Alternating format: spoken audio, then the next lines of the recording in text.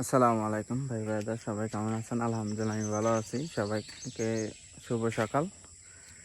তো নামাজ পড়ে আমি আমার গাড়িটা নিয়ে বাড়ি এলাম। যে ওই যে আমার গাড়ি, তো এটা হচ্ছে হিরো স্টিম 125 সিসি।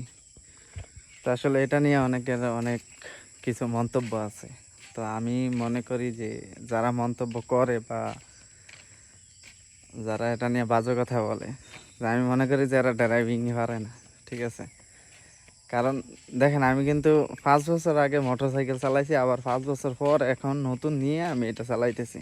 কিন্তু আমার কাছে একবার মনে হয় না যে এই গাড়িটা বা এই বাইকটা কোনো দিক দিয়ে খারাপ।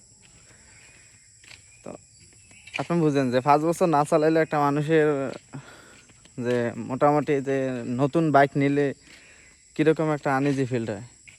তো আমার এই অভিজ্ঞতা থেকে আমি বলতেছি যে আজকে আমি 3 দিন যাবত টানা চালাইতেছি, কিন্তু আমি কোনো রকম এটা সমস্যা পাই নাই, আলহামদুলিল্লাহ।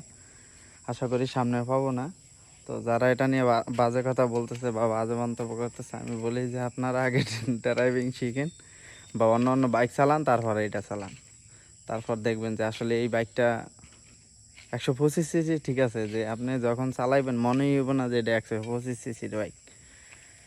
তা আমি যারা নতুন নেবেন তাদের উদ্দেশ্য বলি যে ভাই, যারা মনে করেন যে আপনার কম বাজেটের ভিতরে, মোটামুটি বাজেট এরকমের ভিতরে আপনার যদি এই বাইকটা নিতে চান, তাহলে অনায়াসে এই বাইকটা নিতে পারেন, কোনো সমস্যা নেই। ইনশাল্লাহ আশা করি কোনো সমস্যা হবে না।